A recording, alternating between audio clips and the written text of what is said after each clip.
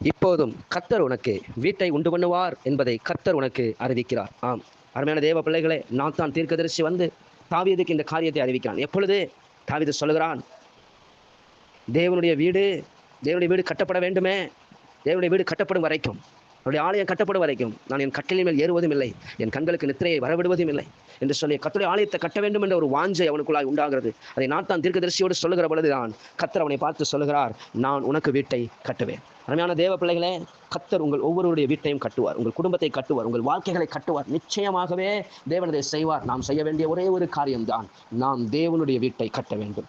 அப்படி என்றால் என்ன? அவருடைய ராஜ்யத்தை நாம் கட்ட வேண்டும். அழிந்து போகிற ஆத்துமாக்களுக்காக நாம் திறப்பிலே நிற்போமானால், அவர்களுக்கு சத்தியத்தை அறிவிப்போமானால், கர்த்தர் நாம் தேவ ராஜ்யத்தை கட்டுகிறவர்களாக நம்மை நோக்கி பார்ப்பார். அப்பொழுது நாம் அவருடைய வீட்டை கட்டுகிற பொழுது அவர் நமக்காக நம்முடைய வீடுகளை கட்டுவார். நிச்சயமாக உங்கள் அநேகரை கர்த்தர் சொந்த வீடுகளிலே குடியிருக்க பண்ணுவார். உங்களுடைய நிலைகளை கர்த்தர் மாற்றுவார், உங்கள் குடும்பங்களை கட்டுவார், உங்கள் வாழ்க்கைகளை கட்டுவார். ஞாபகத்தில் வைத்துக் கொள்ளுங்கள், தாவீதுக்கு இதை எப்பொழுது சொன்னார்? அவன் தேவனுடைய ஆலயத்தை கட்ட வேண்டும் என்று வாஞ்சித்த பொழுது. இன்றைக்கும் தேவ ராஜ்யத்தை கட்ட வேண்டும் என்ற வாஞ்சியோடு நீங்கள் செயல்படுவீர்களானால் கர்த்தர் உங்கள் வீட்டை கட்டுவார்.